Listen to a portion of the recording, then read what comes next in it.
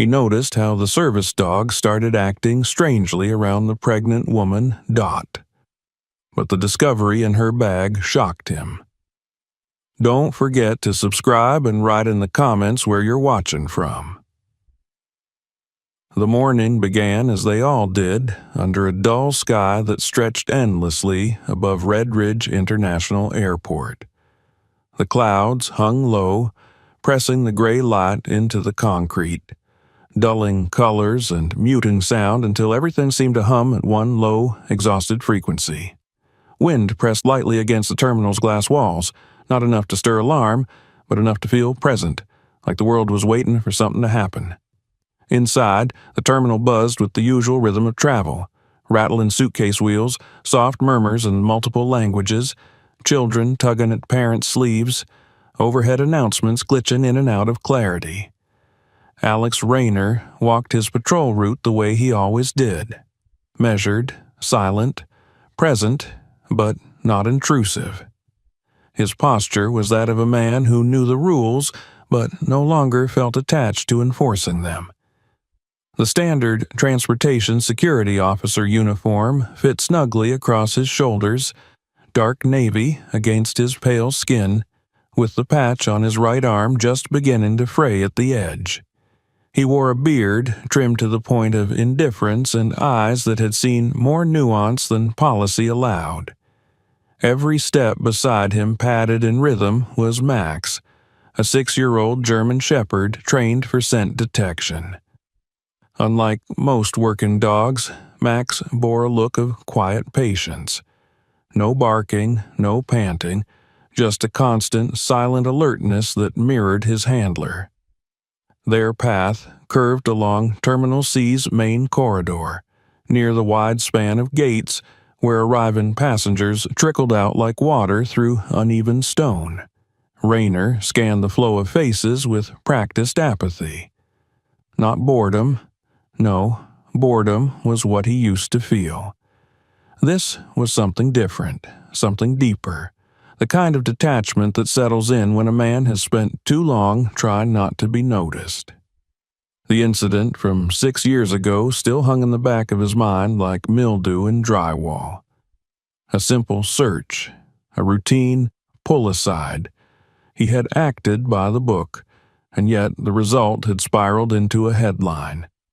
The passenger, a young black man on his way to a tech conference, had gone viral with a video clip of Rayner asking him to remove his shoes twice. Racial profiling, the caption had screamed. Investigations followed. A temporary suspension. A second chance in a lesser role.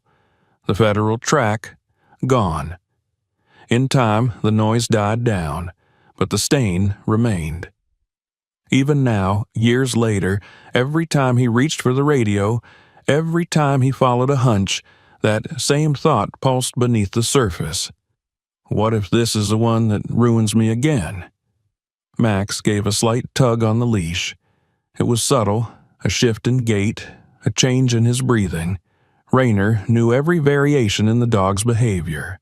This wasn't a false positive or distraction. Max had locked onto something. His ears stiffened. His snout dipped, searching the air, then rose. The dog slowed as they passed the curve of Gate C-17. Rayner's gaze followed Max's line of attention. Among the travelers moving through the crowd, one woman stood out. Not because she demanded it, but because everything about her seemed deliberately muted.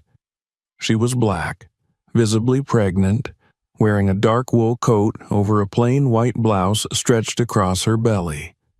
Her shoes were simple, flat. Her sunglasses too large for the cloudy day. She carried 2 plastic grocery bags instead of luggage, one in each hand, as though she'd packed in a hurry or had nowhere else to stow her things. Max's tail stiffened. His body lowered into a semi-crouch, not aggressive, but alert. Rayner felt the old tension rise in his gut. He exhaled slowly and gave the leash a soft tug to bring Max back to heel.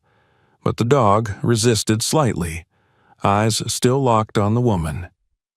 She moved at a deliberate pace, not fast, not slow, balanced. Her face, what little of it he could see beneath the oversized glasses, bore no signs of distress, no visible indicators of threat. But Max didn't let up. Rayner hesitated. Protocol dictated that any sustained canine alert required a secondary screening. His fingers hovered near the radio mic clipped to his collar. But hesitation rooted him. She was black. She was pregnant. She was carrying nothing that resembled conventional contraband. And he was him. The man with a history of making people uncomfortable, of getting it wrong. His thumb slid away from the mic. Instead, he shifted position and followed at a slow, parallel angle, watching from a measured distance. She didn't look around, didn't adjust her stride, but there was something odd. The way she kept her chin slightly lowered, the way she gripped the bags, not tightly but deliberately, with purpose. Nothing about her felt casual. Everything was intentional. Max let out a low whine. Rayner knelt briefly, pretending to adjust the dog's harness. He whispered under his breath, more to himself than to the dog, "What are you picking up?" Max's ears twitched. His tail made a slow arc. The woman reached the center of the corridor. A stream of passengers passed around her like a river splitting at a rock. She stopped momentarily, shifting one bag to the crook of her arm to brush a loose curl behind her ear. That was when it happened. The right bag slipped from her hand. Plastic struck tile, a muffled thud. The contents spilled, not loudly but enough to draw attention. A wrapped object slid across the floor, knocking into a row of chair legs. It was oblong, wrapped in layers of crinkled silver foil held by tape. Something inside clinked faintly. Max barked once, sharp, piercing, the kind of bark that wasn't trained. It wasn't a command or a warning. It was instinct. Rayner froze. People turned. The woman bent quickly to gather the bag, but not with panic, with precision. She knew what had fallen. She moved not like someone hiding, but someone calculating. He was moving before he realized it. One hand raised slightly, the other reaching for his badge. His voice even, measured. "Ma'am, I need you to come with me for a moment." She turned slowly. No panic in her eyes, just fatigue. And maybe something else. Something deeper. Resignation. She nodded once. As she stood, her breathing shifted. Rayner noticed it. A faint tightening in the chest, a wince. She pressed her hand against her side and took one step, then another. And then she collapsed. The fall was not violent, but it was total. Her body folded inward, knees buckling, arms instinctively curling around her stomach. The bags hit the floor again. One tore. An envelope slid out, yellow, sealed. A stuffed bear tumbled free, landing on its side beside her. For a moment, the entire terminal seemed to stop breathing. Rayner dropped beside her, fingers already moving to his radio. "Medical emergency, Terminal C, main corridor. Pregnant woman collapsed, unconscious. Request immediate medics." Max barked again, now pacing around her in small, frantic circles. The crowd was forming, but no one approached. Rayner checked her breathing. Shallow. Pulse. Weak but steady. He reached out to stabilize her head, then noticed her left hand was clenched. Not tight, but with intention. He gently opened it. Dog tags. Military. Old. Scuffed. A name pressed into metal like an echo. Hollis Rayner. His breath caught. He stared at the name, heart pounding, mind flashing back 20 years through dust and heat and blood. A name he hadn't said aloud since the desert. A name that belonged in the ground. He looked at the woman again. Saw her properly now, the angle of her face, the line of her jaw, the weight behind the eyelids. Impossible. Max stopped barking. He lay down beside her, head low, ears flattened. Rayner picked up the envelope from the floor. It was crumpled slightly, a faint smear of blood on the edge. Across the front, in shaky cursive, "Sorry." This was no accident. No coincidence. The dog tags, the envelope, the fall. Rayner rose as the paramedics arrived, guiding them with terse instructions, but his eyes never left the envelope in his hand. Whatever was inside, it wasn't meant for anyone else. And yet, here it was, delivered to him, at his feet, like a ghost refusing to stay buried. Later, in the dim light of the break room, alone with the envelope and the weight of a name he had tried to forget, Rayner sat motionless. Max lay at his side, still attentive. With hands that remembered too much, he opened the seal. Inside, a single sheet of paper. The first line read, "If you're reading this, it means I failed to keep my promise." He read it again, and again. The handwriting was unmistakable. It was his brother's. And with that, the past opened its jaws. The air in the break room was too bright, the flickering fluorescent lights humming in a relentless rhythm that scraped at Rayner's nerves. He sat at the table, unmoving, the opened letter in front of him, its creased edges trembling slightly from the draft sneaking under the door. Max lay at his feet, head on his paws, eyes fixed on him in quiet expectation. The dog, like him, was waiting for something, an instruction, a decision, a sign that the world still made sense. But it didn't. Not anymore. The letter, written in Hollis's hand, no doubt about it, told a story that defied every certainty Alex Rayner had clung to since that final mission 2 decades ago. A mission that had left more questions than closure.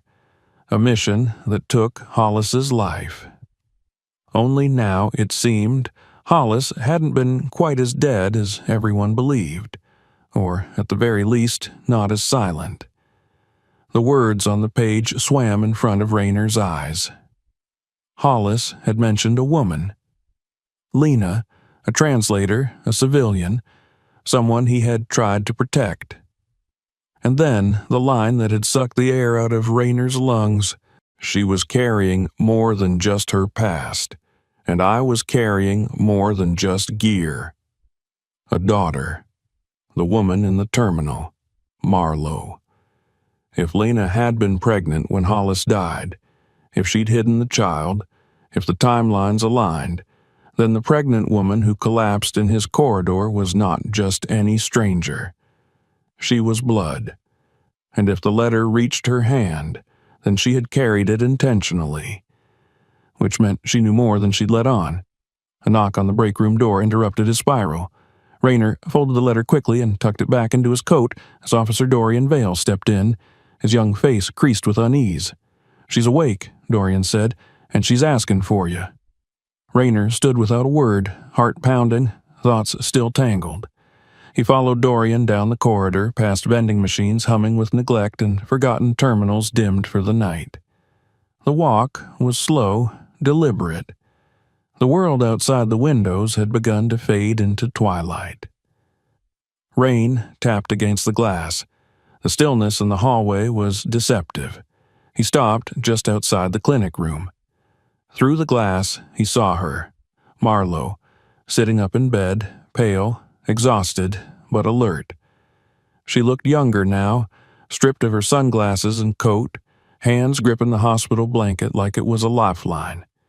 Her eyes lifted, their gazes met, and in that moment, a jolt passed through him.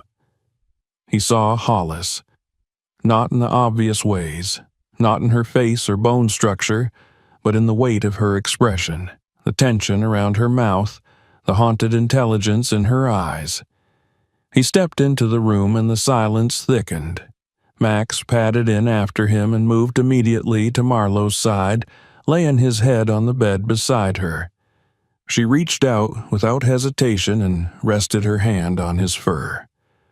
No one spoke at first. She watched Rayner with a mixture of wariness and something else, something like expectation. He stood by the door, feeling the distance between them as something more than physical. She spoke first, her voice hoarse but deliberate. "You knew him, didn't you?" Rayner didn't answer immediately. He looked down at Max, then back at her. He didn't need to ask who she meant. "I served with him," he said at last. "Hollis. We were in the same unit, same tour, same dirt." She nodded slowly, as if confirming something she'd already known. "He wrote about you," she said. "Said you were the only one he trusted. Said if anything happened to him, you'd know what to do." Rayner swallowed hard. The words hit like gravel down his throat. He didn't feel worthy of that kind of trust. Not after what happened. Not after the silence he'd wrapped himself in for the past 20 years. Marlowe shifted slightly and reached under her pillow. From it, she pulled another letter. Older, more worn than the one Rayner had read, its edges frayed and paper yellowed. "He wrote this to me," she said, "before I was born." She handed it to him. Her fingers trembled. Rayner took the letter, felt the weight of it in his hand. It felt too heavy to be paper. "I only found it a few weeks ago," she continued, "after my mother passed. She kept it hidden all my life. Said it would only bring pain. Said I'd understand someday." Her voice cracked, and instinctively she pressed a hand to her stomach, protective even now. Rayner sat down in the chair beside the bed and looked at the letter in his hand. He didn't open it. Not yet. "They've been following me," Marlowe said. "I don't know who, but someone tried to break into my apartment. Twice. Didn't take anything, just searched, like they were looking for something." Rayner leaned forward slightly, alert. "Did you contact the police?" "They took a report," she said, "but nothing happened. Nothing ever does." The room fell into a heavy silence. Max let out a soft breath. "That's why I came here," Marlowe said, "to find you, to find out who he really was, and why someone still wants what he left behind." Rayner's thoughts churned. The contents of Hollis's letter echoed in his mind. Hidden files, a flash drive, documents from a covert mission scrubbed from official records. It was supposed to have ended in the desert, buried with Hollis, but if Marlowe carried a letter and others were looking for her, then something had slipped through the cracks. He stood again, moving to the window, staring out into the rain-streaked darkness. "There are things Hollis never told anyone," he said, almost to himself. "Not even me. Things about our last op, about what he found." He turned back to her. "If someone's still after his secrets," he said, "then what he buried didn't stay buried." Marlowe lowered her gaze, hands pressed tightly against her belly. "And now I'm the one carrying it," she whispered. Rayner didn't answer. He didn't need to.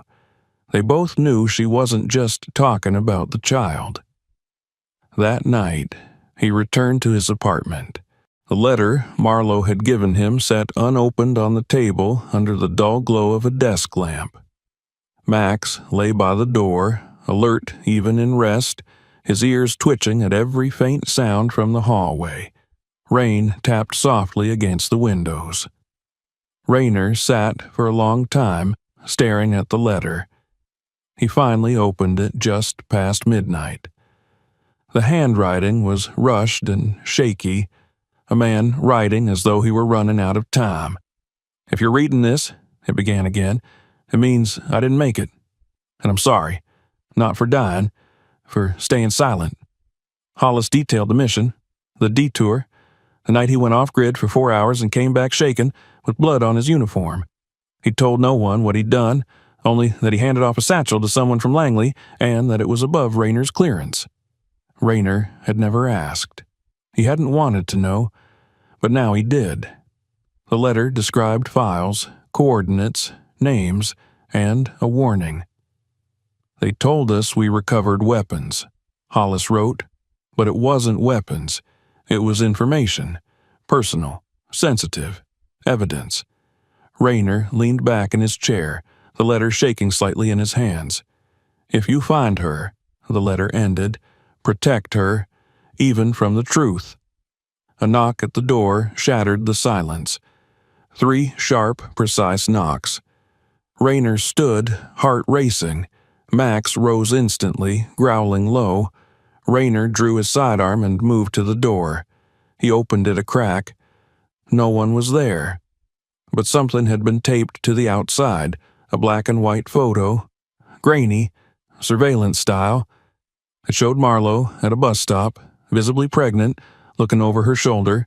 On the back, typed in all caps, "You're not the only one who got the letter." Rayner's blood ran cold. It wasn't just about Hollis. It wasn't just about Marlowe. Someone else had received a warning, and someone was watching. He turned to Max. "Get your vest." The dog let out a quiet huff of breath and padded toward the gear closet. They were going back. Because whatever Hollis had uncovered hadn't died with him. It had just begun. The night had not softened. The rain had grown heavier, lashing against windshields and windows alike, a gray curtain drawn across the city's breath. Alex Rayner's hands gripped the wheel tighter than necessary as he maneuvered his unmarked vehicle back toward the airport clinic. His jaw was set, mind grinding against every turn of the letter's words, every implication that had unraveled since Marlowe collapsed on that tile floor. The photo, taped to his door, still burned in his pocket. The blurred image of her standing alone, watched. It was no longer a question of whether she was in danger. It was now a race to find out how deep the danger ran. Max shifted in the passenger seat beside him, ears perked. The German shepherd had not relaxed once since they left the apartment, his body tense and alert. He could feel it, too, the shift in the air, the scent of something wrong. When they arrived at the clinic, it was well past midnight.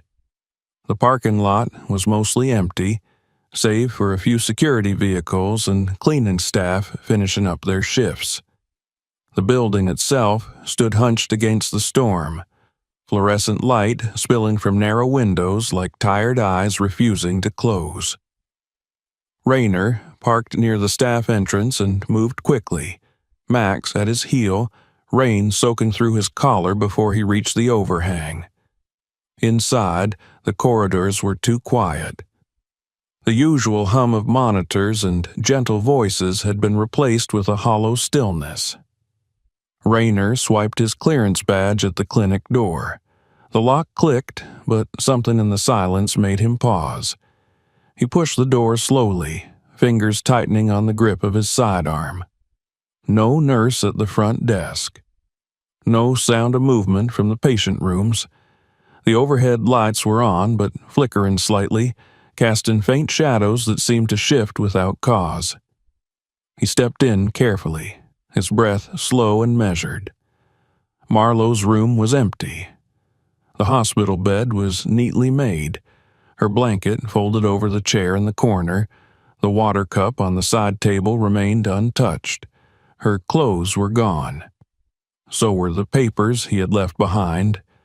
But there were no discharge forms, no staff signatures, nothing logged in the system. She hadn't left under her own power. Max sniffed the air, then moved swiftly to the air vent in the wall. He growled, low and guttural, then backed away, hackles rising. Someone had been there. Recently. Rayner's phone buzzed in his pocket. An unknown number. He hesitated a second, then answered. No voice, only static. Then, after 3 seconds, a man's voice came through, distorted, precise. "She's safer with us than with you, Officer Rayner. Stay out of this. You already failed her father. Don't fail her, too." The line went dead. Rayner stood frozen, the phone still to his ear. The words cut like bone through skin. Whoever had taken her knew everything. His history with Hollis, the letter, the photo, all of it. And they had planned this. He rushed to the security hub, bypassing protocol, and pulled up the internal footage from the past few hours. At 11:46 p.m., the feed showed two men dressed as paramedics entering the corridor outside Marlowe's room. They moved with confidence. One pushed a gurney, the other walked slightly behind, clipboard in hand. Their faces were blurred by caps and masks, but their uniforms were convincing. They entered the room. 90 seconds later, they exited, Marlowe strapped to the gurney, unconscious. No struggle, no resistance. They nodded at the night staff as they passed. No alarms were raised. They vanished from the camera's view in less than 2 minutes. Rayner froze the footage and zoomed in on the gurney. A patch barely visible on one of the medical bags, Ryan. It was a name he hadn't heard in over a decade. A ghost from his service days whispered only in certain corners of intelligence. Ryan wasn't a facility. It wasn't a program. It was a black cell. Off books, unacknowledged, operating under so many layers of misdirection it effectively didn't exist. They were erasers. When something needed to disappear, an asset, a secret, a threat, Ryan ensured it never resurfaced. And now they had Marlowe. He returned home before dawn, soaked and sleepless, mind spinning. He sat at the kitchen table, the letter still spread before him alongside the photo from his door. Max lay nearby but didn't rest. His ears twitched with every gust of wind outside, eyes tracking shadows. Rayner opened a small lockbox in the hallway closet and retrieved a phone he hadn't touched in years. A burner. Only one number programmed. He dialed. It rang twice. "Didn't think I'd hear from you again, Rayner," a woman's voice answered, smooth but edged in steel. "I need extraction," he said. "One target, high risk, immediate." There was a pause. "Send coordinates," she replied. "I'll bring the silence." Cassandra Voss, former recon specialist, now a private ghost. She owed him a life debt from a mission that had gone wrong in Damascus. She didn't forget favors. She didn't ask questions. They met 3 hours later in the back lot of a closed diner on the edge of town. She emerged from a matte black SUV dressed in tactical gear, her eyes hidden behind mirrored lenses, blonde hair pulled into a tight braid. She looked exactly as she had 10 years ago, like someone who'd already done the math and calculated the cost. Rayner handed her the footage, the letter, the photograph. She read in silence. When she looked up, her expression was unreadable. "You're not the only one with ghosts, Rayner," she said. "Ryan's not supposed to exist anymore. If they're moving again, someone lit a fire under them, and if this girl, Marlowe, is the trigger, then we need to get her out before they reset the board." Rayner loaded Max into the SUV, and they drove east. Cassandra had traced the stolen ambulance to a decommissioned military warehouse outside the city, listed under a logistics company long since dissolved, but still receiving funding through shell accounts. It was a trap. That much was clear, but it was one they couldn't ignore. They arrived just after sunset. The building loomed like a relic, its steel frame rusted and half swallowed by overgrown weeds.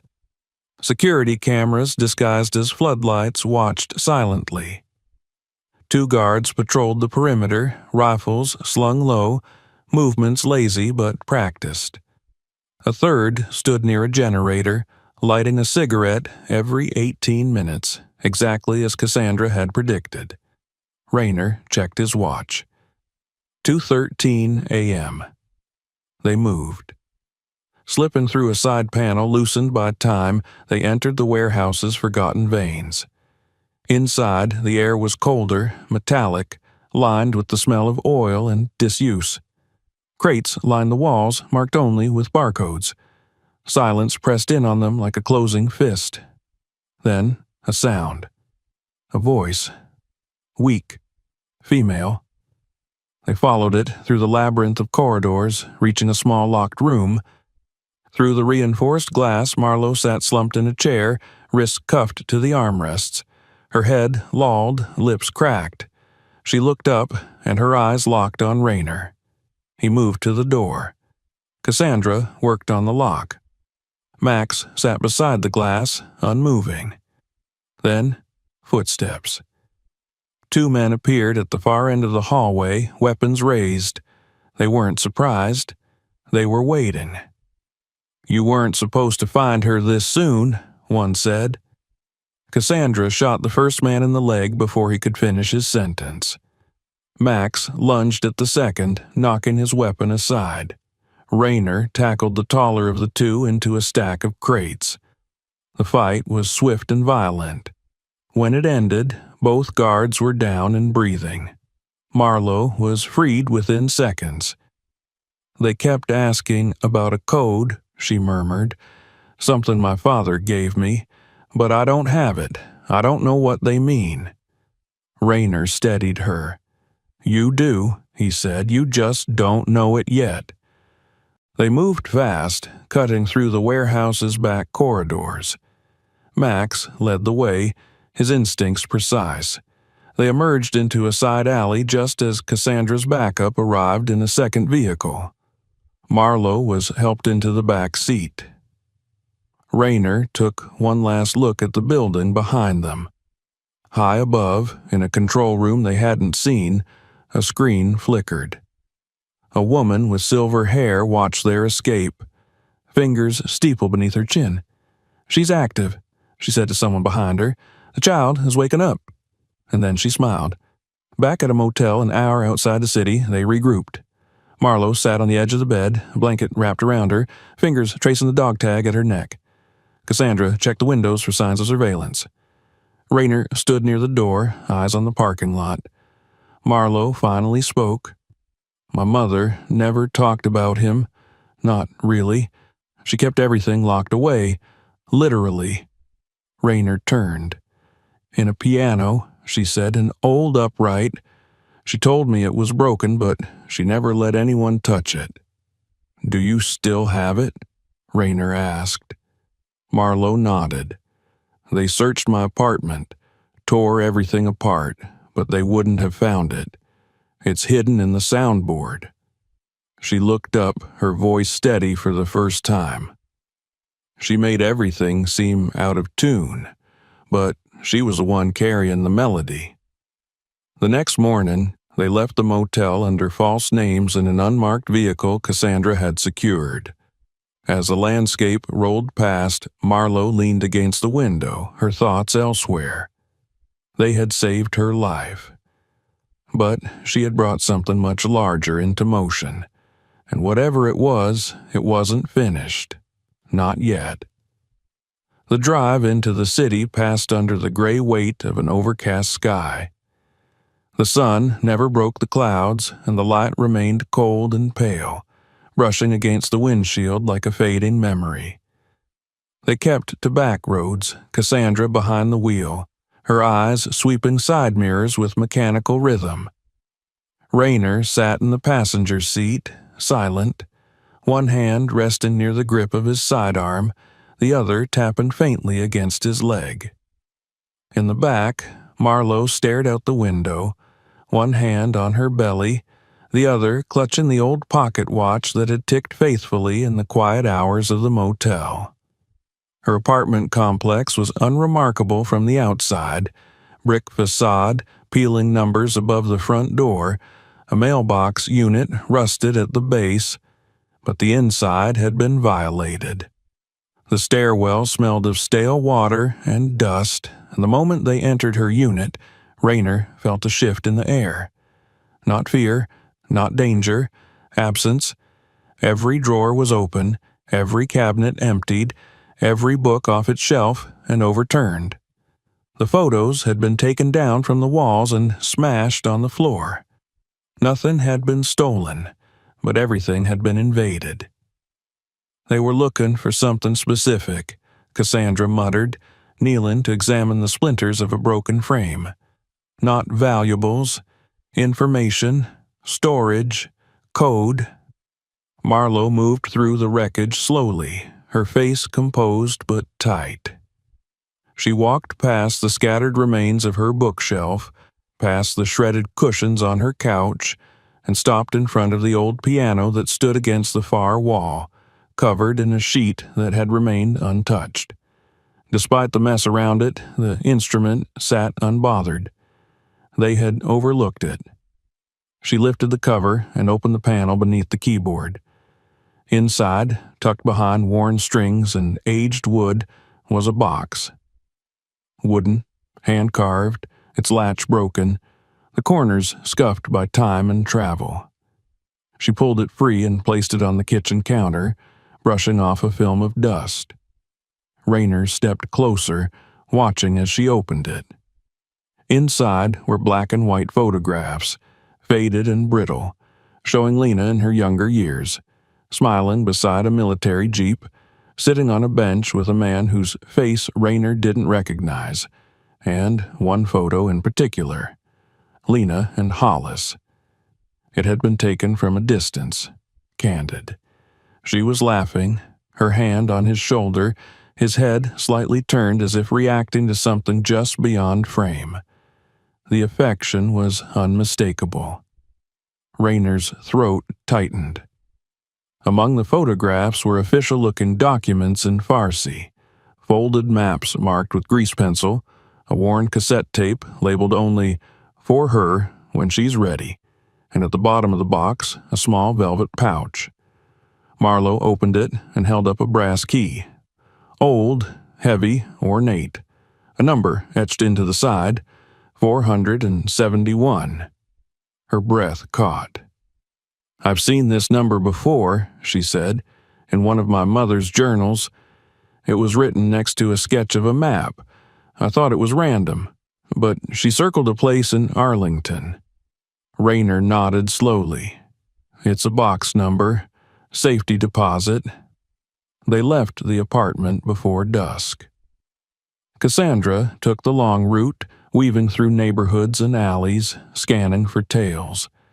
They stopped only once, at an electronics shop where Cassandra acquired an old tape player. Back in the safe house they had prepared days earlier, an abandoned ranger station nestled deep in the hills. They gathered around the small device as the cassette played. Lena's voice filled the room, aged and softened by analog distortion.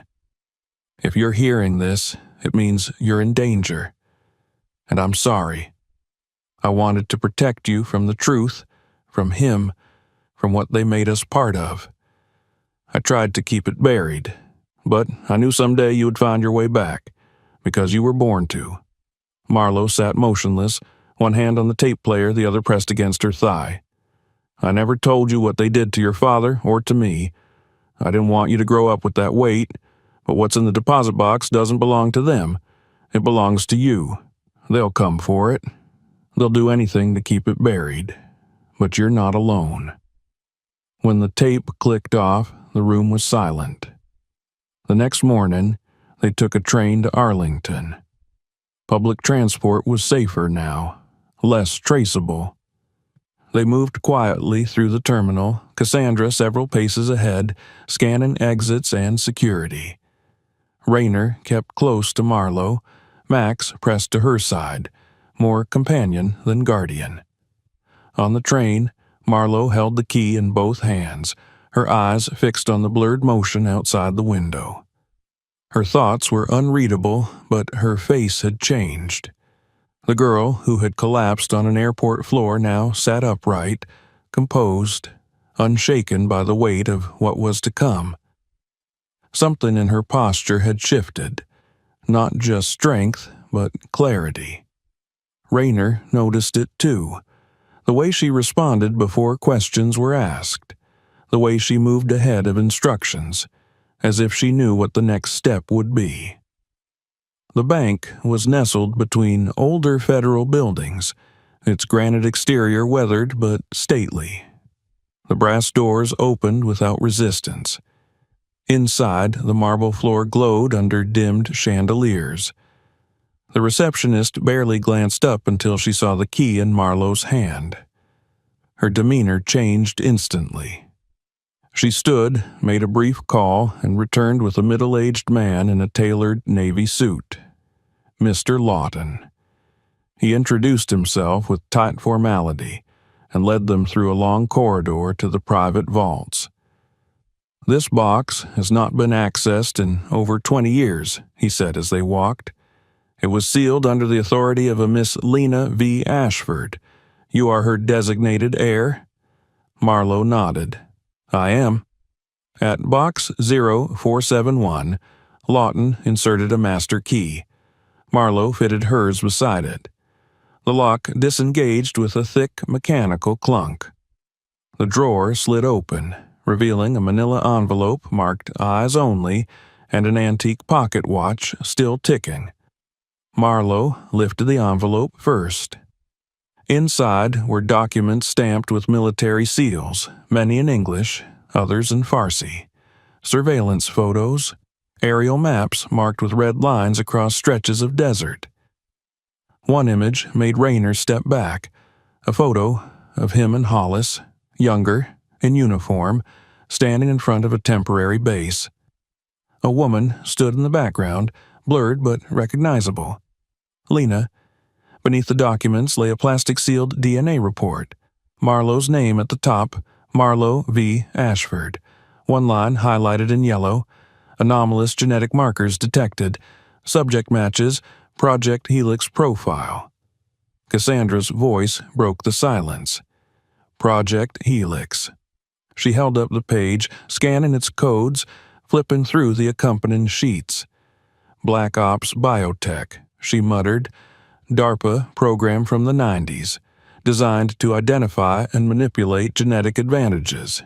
Intelligence, strength, memory retention. They weren't just trying to build soldiers, they were trying to breed them. Rayner stared at her, his voice low.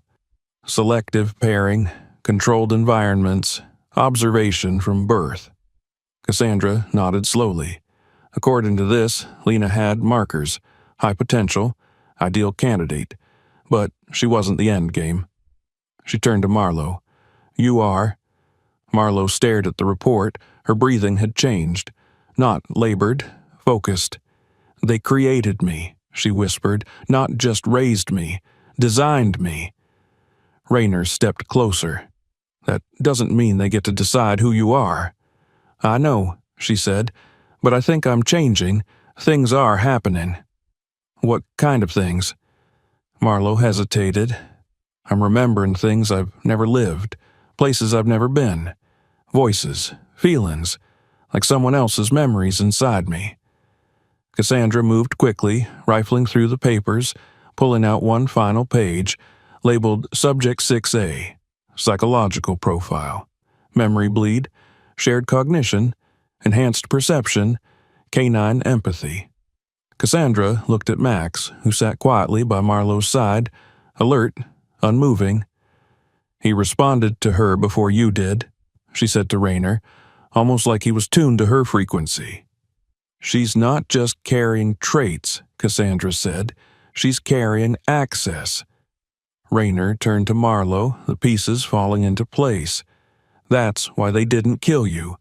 They need you awake, conscious, connected." Outside, the forest stirred. Branches scratched against the cabin's windows. Wind pressed against the wood. It wasn't fear. It wasn't peace. It was something in between. That night, Marlowe woke in a sweat. She sat on the edge of her cot, heart pounding, skin flushed. The fire had dimmed, but its heat remained. The air buzzed around her like a silent alarm. She stood slowly, her body feeling lighter, sharper. She could hear the hum of electric wiring in the walls. Cassandra's breathing across the room, the creak of Rayner shifting in sleep. even Max's quiet dreams. She stepped toward the mirror and stared at her reflection. Same eyes, same face, but something behind them had deepened, a focus she hadn't known she possessed. Raynor stirred on the couch and saw her standing there, lit by the flickering firelight. He sat up. She turned to him slowly. "I saw them," she said. "The lab, the other children. I knew them." Cassandra snapped awake. Max rose, ears alert. "You're not dreaming," Cassandra said. "You're recalling embedded data." "No," Marlowe whispered. "I'm remembering." And then, as if answering her, the laptop across the room blinked to life. No wires, no network. Just one pulsing line on the screen. Helix Protocol. Phase 2 activation verified. Cassandra crossed the room instantly, slamming the laptop shut. "They know," she said. Raynor stood, moving toward Marlowe. They've been waiting for this moment, for her to turn on.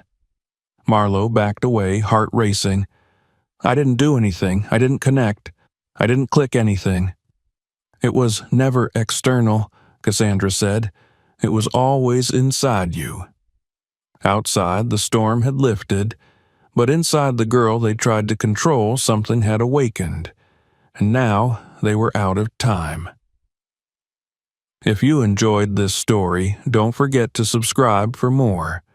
Check out the next video and explore others on the channel. And if it resonated with you, share it with someone who'd appreciate it too.